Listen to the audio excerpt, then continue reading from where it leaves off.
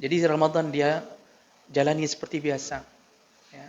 Pagi gitu juga habis salat subuh sebentar tidur. Nanti bangun jam 9, tidak ada salat duhanya. Langsung ke TV, nonton sinetron Hidayah. Nanti malam nonton sinetron Azab. Pagi dapat Hidayah, malam kena Azab. Ya Allah, semoga pahalanya begini dan begini. Setiap hari dia berharap-harap dari Allah. Itu iman. Orang yang tidak ada itu tidak ada. Santai saja. Nggak ada harapan pun. Dalam hatinya, masuk surga boleh, nggak masuk pun boleh.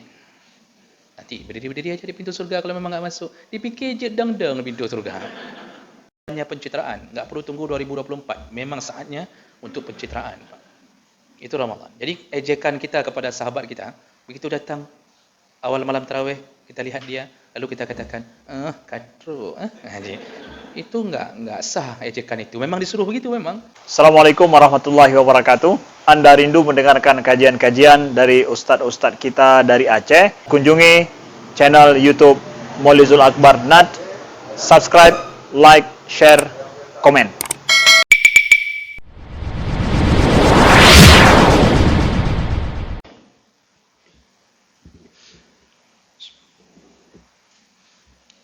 Assalamualaikum warahmatullahi wabarakatuh.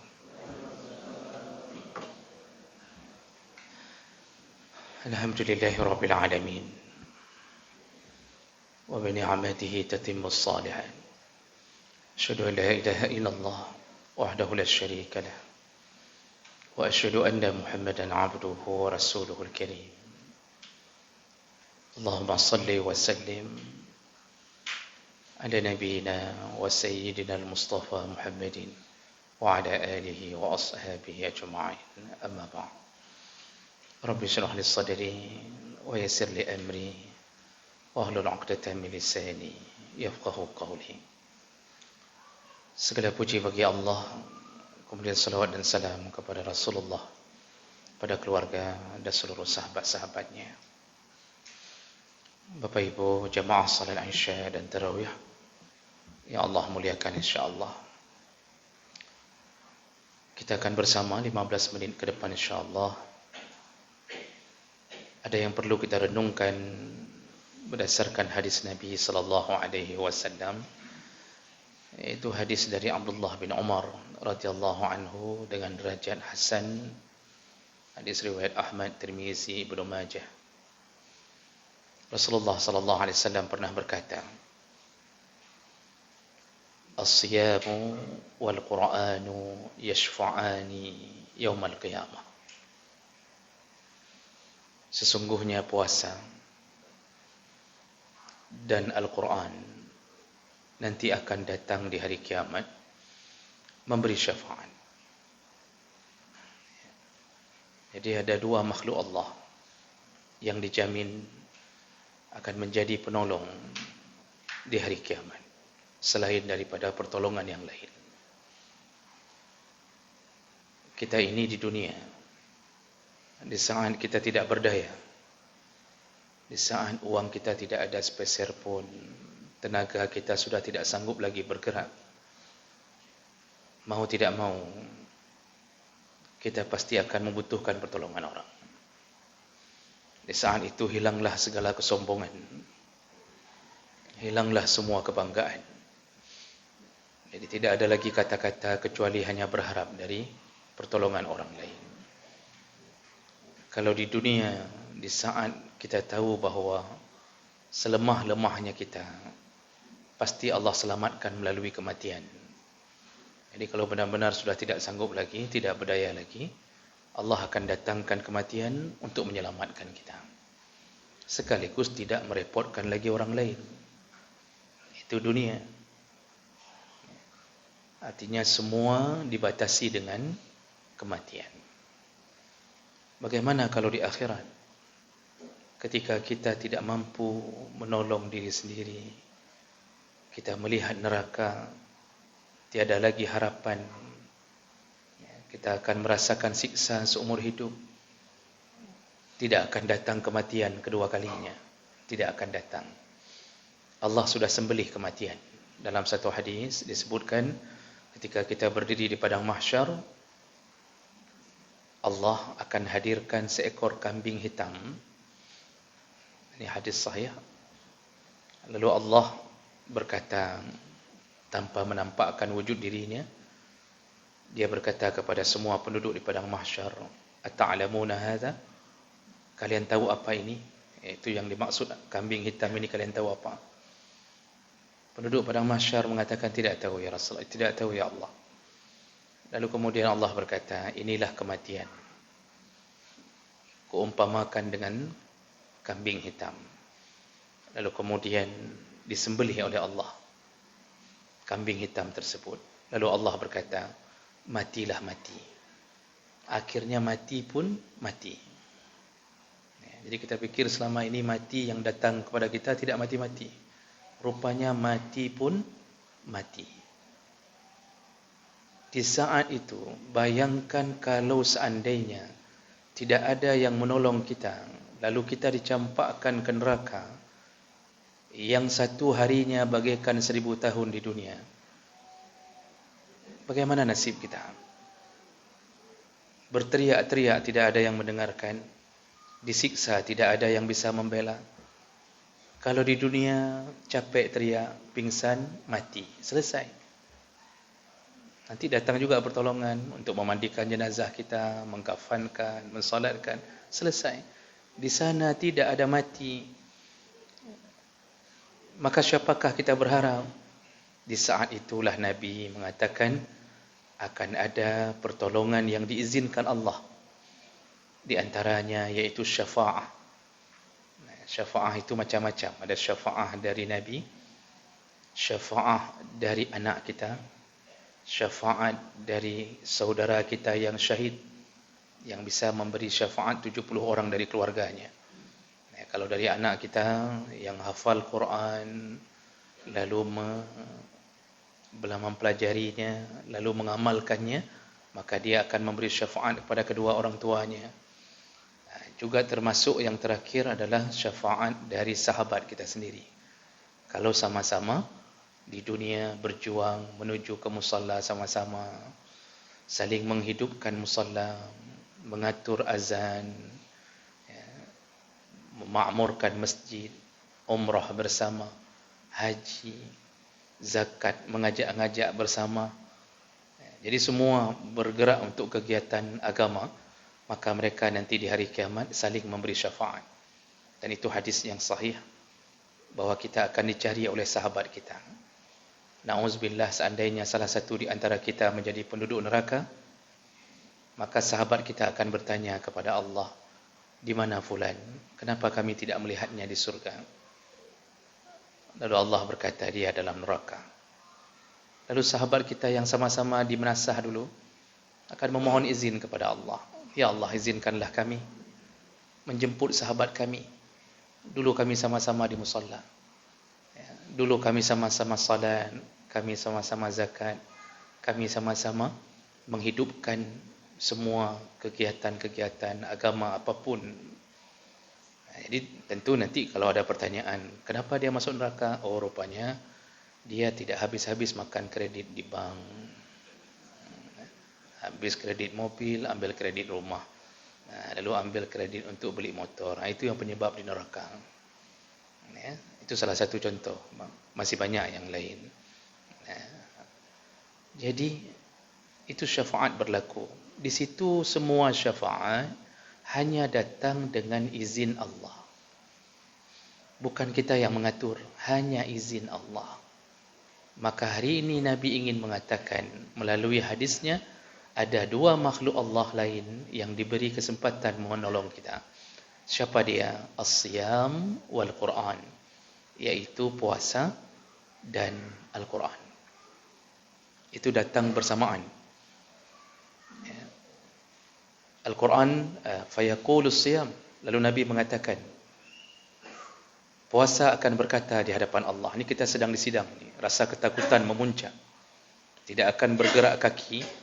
Tidak akan bergerak kaki seorang hamba sampai menyelesaikan semua pertanyaan Allah tentang umurnya, amalnya, anggota tubuhnya, dari mana uang dia dapat dan kemana dia bawa hartanya. Lalu datanglah Al-Quran, lalu datanglah puasa. Fayaqulu siyam, kata Rasulullah. Puasa berkata, ayya Rabbi, wahai Tuhanku, ana mana'atuhu minat ta'am wasyahawat. Fasyafi'ani fi. Datang puasa, lalu datang di hadapan Allah dan berkata, ya Allah, waktu di dunia, gara-gara akulah, disebabkan akulah, dia tidak makan dan minum, dan juga dia menahan syahwatnya di siang hari. Karena aku, ya Allah, karena dia menghormatiku.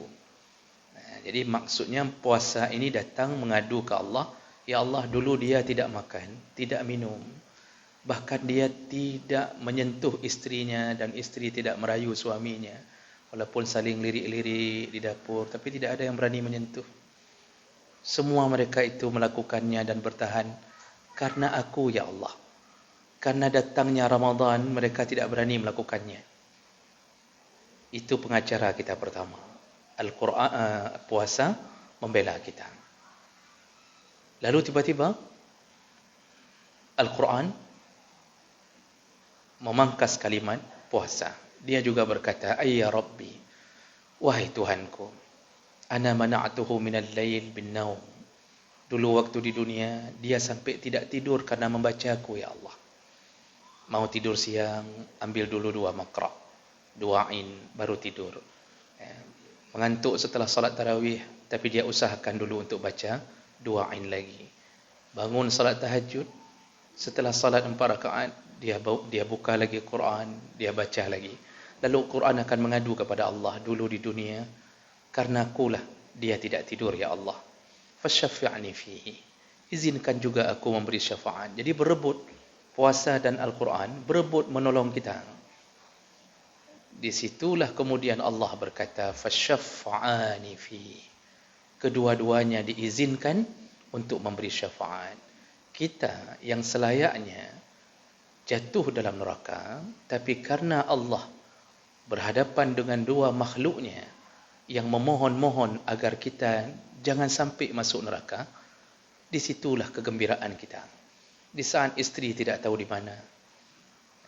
Mungkin istri pun tidak ingat lagi ke kita.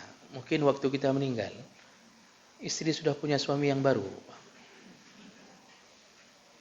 Kita di alam kubur sibuk mengingat dia. Mengingat itulah cinta pertama kita.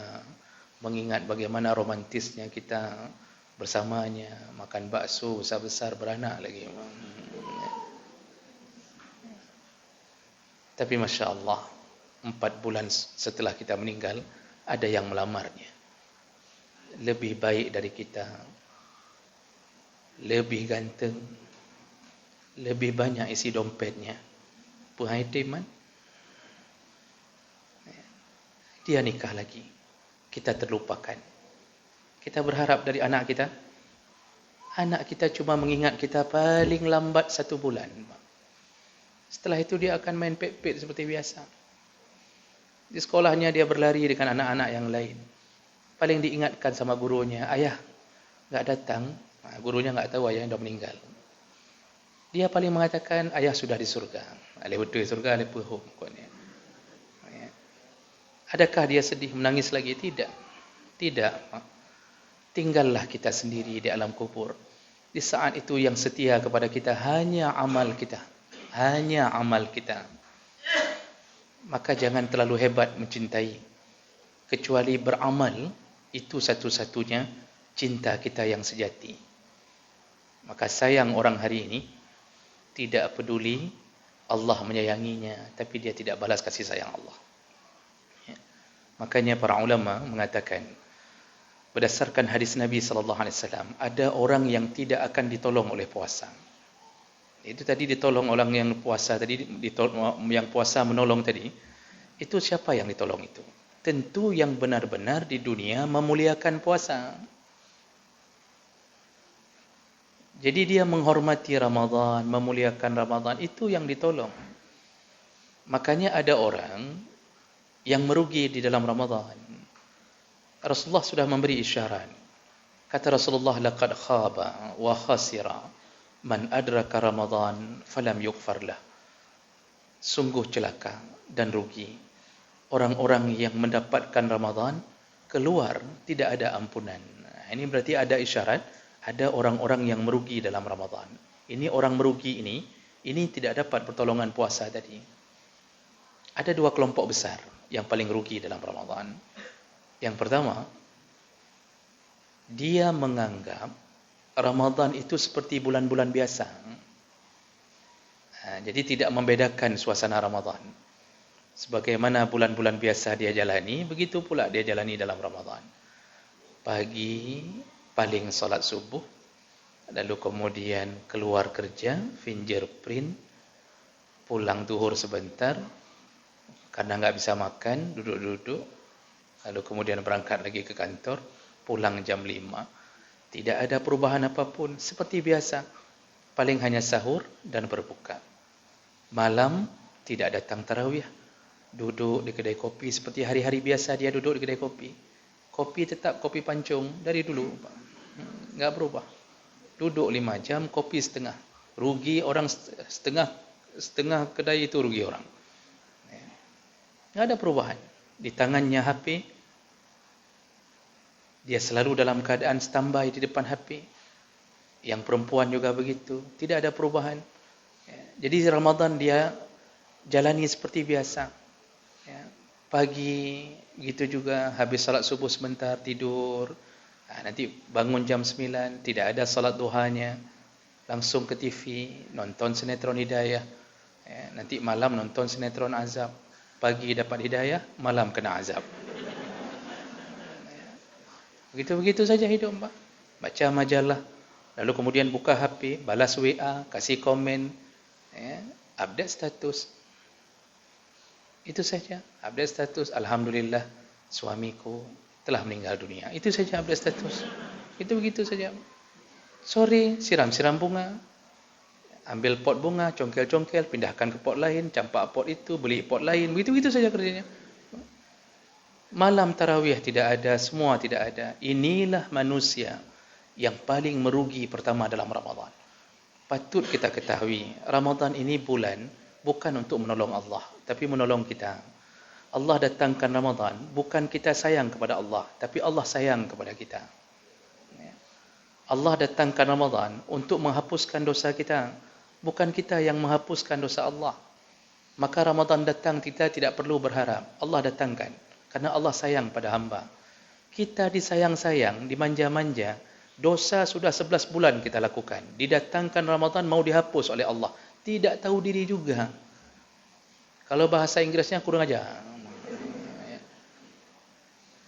Bermaksiat, didatangkan Ramadan, dibuka pintu surga selebar-lebar, ditutup pintu neraka serapat-rapatnya, dilemahkan syaitan, tidak juga menghormati Ramadan. Maka apa yang terjadi? Muncullah orang-orang yang tidak berubah apapun. Di luar Ramadan juga begitu, dalam Ramadan juga begitu. Tidak ada perubahan. Subhanallah. Ini yang paling merugi. Jadi imannya tidak reaksi, iman tidak bereaksi. Padahal masuk Ramadan itu syaratnya dengan iman. Hanya orang beriman yang mampu melalui Ramadan dengan baik. Setiap malam berharap-harap dari Allah, imanan wahtisaban. Ya Allah, semoga malam ini, tarawih ini menjadi pembela di hari kiamat. Ya Allah, semoga pahalanya begini dan begini. Setiap hari dia berharap-harap dari Allah. Itu iman. Orang yang tidak ada itu tidak ada. Santai saja. Enggak ada harapan pun. Dalam hatinya, masuk surga boleh, enggak masuk pun boleh. Nanti berdiri-berdiri aja di pintu surga kalau memang enggak masuk. Dipikir je dang-dang pintu surga. Itu sebelum pintu surga, itu titian sirat. Sebelum pintu surga, itu titian sirat. Jadi enggak lewat titian sirat itu, langsung ke dalam jurang neraka. Enggak ada cerita, ada lantai teras pintu surga. Duduk, yang bingung-bingung duduk, yang tahu-tahu, ada biar-biar. Enggak ada itu. Maka paling buruk orang yang tidak menghormati Ramadan. Yang pakai baju ketat, cari bukaan untuk puasa, tapi tetap dengan baju ketat. Ini manusia-manusia memang tidak tahu tentang Ramadan. Ada yang bukber dari tadi maghrib, Pak. Itu belum pulang sampai sekarang. Kita sudah selesai tarawih, masih bukber tu. Dengan baju kaos ketat, dengan celana jin, Rame-rame pakai celana legit kadang-kadang. Enggak ada perubahan apapun, subhanallah. Yang main cewek, yang bawa pacar jalan cari risol berdua sama pacar. Kan cukup bangai, Masya Allah. Ini manusia merugi yang paling pertama. Yang terakhir, Pak. Tadi saya mengatakan 15 menit, sudah lewat 2 menit. Orang yang paling merugi dalam Ramadan berikutnya adalah orang yang hanya mendadak alim dalam Ramadan. Jadi tiba-tiba dia berubah jadi alim dan tidak ada rencana untuk alim setelah Ramadan. Nah, ini gayanya para artis. Ya, jadi begitu Ramadan langsung berubah setelan. Yang tidak pernah pakai jilbab tiba-tiba pakai jilbab. Yang dulu baju ketat tiba-tiba pakai baju gamis. Ya, yang tidak pernah mengenal mukena tiba-tiba sudah mengenal mukena. Ya, lalu kemudian mendatangi masjid-masjid Allah. Semua diganti. Semua gaya hidupnya diganti.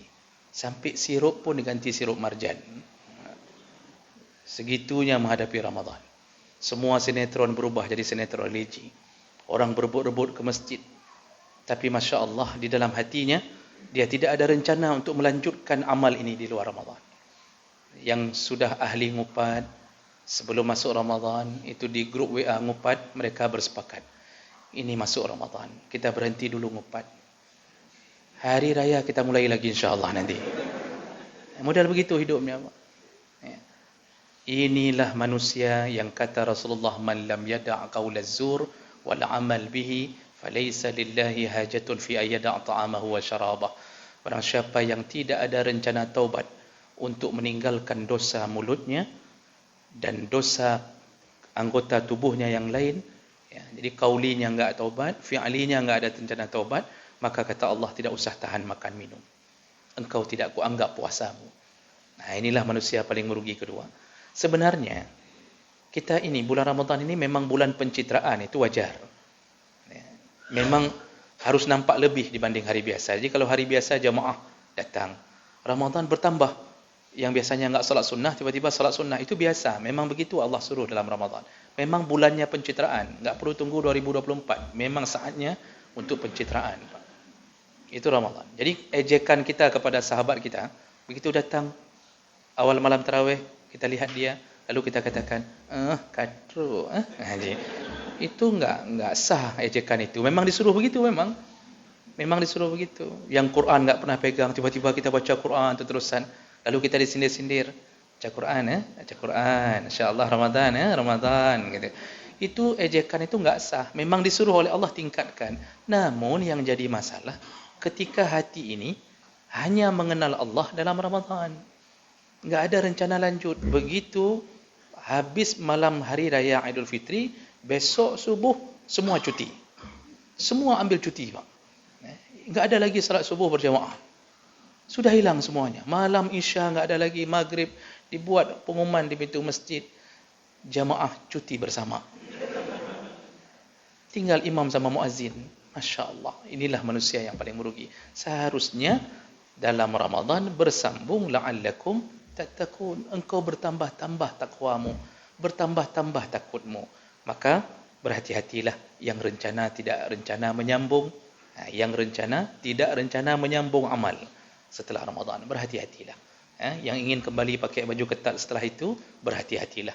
Kemungkinan kita tidak mendapatkan apapun di hari kiamat nanti. Mudah-mudahan ini bermanfaat.